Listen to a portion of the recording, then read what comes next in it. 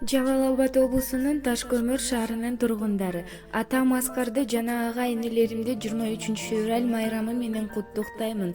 Бар булдайым кыран улуу кыргыздын, силер барда балдарыбыз тынчуктайт. Жада калса кароочулар унчукпайт. Биз айымдар ишенебиз Манастын уулдарына, куйту чыкпай куу чыкпайт.